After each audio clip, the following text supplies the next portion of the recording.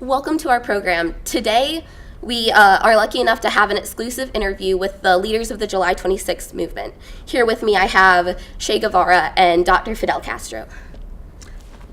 Thank you. We feel that it is important that the workers and peasantry of Cuba understand that this revolution is for them, and we want to spread our message to them. Dr. Castro, your History Will Absolve Me speech has made great waves throughout Cuba. Would you like to speak a little bit on what that means to you and what you want the Cuban people to get out of that? Yes, this speech was part of my defense following my arrest due to my involvement in the attack on the Moncada barracks. What I meant to get across in this speech was to draw attention to the state of Cuba today. 90% of rural children have parasites. Thousands are dying from lack of basic necessities. Hospitals are in the pockets of politicians and the wealthy. Our nation is an agricultural state with cities relying on American imperialism in the form of fruit for survival, but those same peasants are starving while the wealthy sit comfortably at home. This speech was my way of saying that we can no longer sit back and allow the regime of Fulgencio Batista to continue. Many of us have been affected by this economic downturn, but why do you feel that an armed revolution is the only way to accomplish these changes? These issues have troubled me deeply, and my candidacy for the House of Representatives in '51 was based on this. But Batista seized power and canceled the elections. If we have a leader who is willing to ignore the needs of the people and suspend our Constitution, we are left with no option but to rise up against him. Mr. Castro, some people would call the revolution an impossible dream. What would you like to say to those people? To those who would call me a dreamer, I quote the words of Jose Marti, hero of Cuban independence. A true man does not seek the path where advantage lies, but rather the path where duty lies. And this is the only practical man. The future well-being of man, without exception, lies on the side of duty. Now, I'd like to discuss a little bit about how the July 26th movement started with the attack on the Moncada barracks. The first attempt actually failed, right? No. Men died there. Any effort for the liberation of the Cuban people is not a failure. However, you did spend some time in jail following that attempt, correct? Yes. Due to the Batista regime, I was thrown in prison. However, before the people of Cuba, there were no crimes committed. History will absolve me. Thank you very much for speaking with me today. Fidel has been beaten back. He's been beaten back at Alegre at the Pio. He sought to arm himself in the barracks at Moncada. That didn't work. He sought to arm himself and try and take power, but Batista's forces fought him back. Let me make something very clear to you people. Batista will never be beaten by poorly organized thugs like Fidel Castro and Che Guevara. With the United States' blessing, Cuba will continue to prosper and grow in this Western world.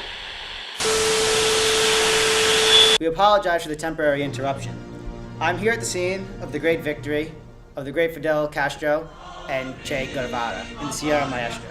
This is a tremendous victory for the strong and powerful Fidel and the great men who are fighting for this tremendous cause. The Sierra Maestra is a place of the people, and exactly the spot where Fidel and his men wanted to start this revolution. The Sierra Maestra was the most important part for Fidel in his rebellion, because without the backing of the people, this would not be possible. The common citizen has been repressed and beaten down by Batista and his regime, and now that is over. The great Che and Fidel are leading the great country of Cuba into a new golden age. Castro's main objective for the Sierra Maestra was to save the common people who've been oppressed by Batista and his destructive government. The Batista regime is a lie and frauds. When Batista came into power in the late 1930s, all of us here in Cuba thought that we were headed in the right direction. That was far from the case, as Batista took all the power for himself and killed anyone who was in opposition of him. Batista has violated many human rights in Cuba and oppressed the native people of this land. What Batista did was terrible, but will not happen again under the lead of Fidel and his men. The people of the Sierra Maestra will get what they deserve: the land, the money, and the ability to live a suitable life. As we watch Batista sail away in desperate hope that his companions in Spain will protect him, we in Cuba sit here knowing that our great hero Fidel is changing this country for the better. Fidel is going to spread the wealth of the country to everyone, so not one man has too much, but no one man has too little. The people of Cuba deserve so much more than what Batista was willing to give him, and Fidel is going to give it to us. I interrupt this scene to offer a plea for help to our beloved President Batista. He has fled the country to Spain. Castro's orchestrated violence at Santa Clara yielded more civilian deaths than any other campaign under President Batista. Under Batista's leadership, the United States was our ally. Under Castro, you won't have that. You will have... What? Who are you? What are you doing here? What is this? Oh! Please, please, no. No!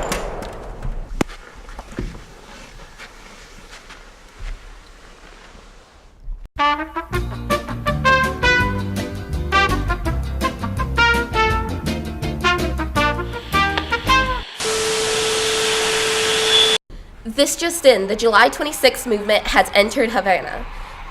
Che and Fidel's campaign to liberate Cuba from American imperialism has succeeded. Thank you. Now is the beginning of a revolutionary age for Cuba. When we arrived in Sierra Maestra, we found a people with no health care, no electricity. They were in the direst of poverty. Half the population was illiterate. Our goal now is to ensure that the material conditions of the people are met. We are going to be instituting land reform. We will be investing in healthcare and education, and we'll be working to make Cuba independent of American imperialism. Thank you. Thank you.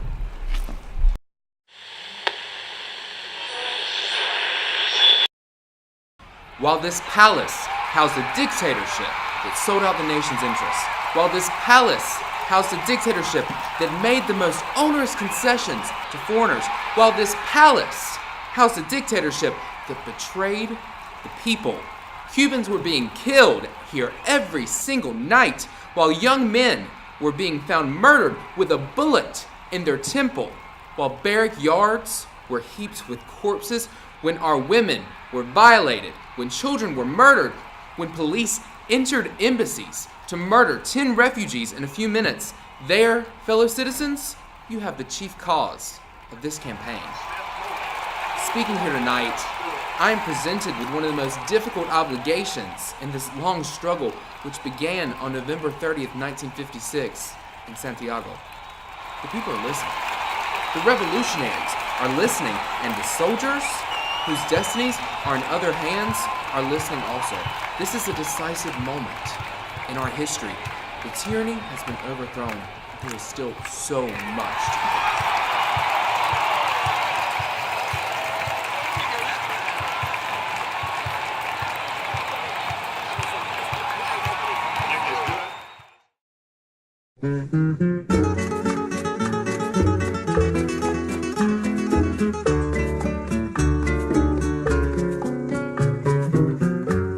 Aprendimos a quererte desde la histórica altura donde el sol de tu bravura le puso cerca.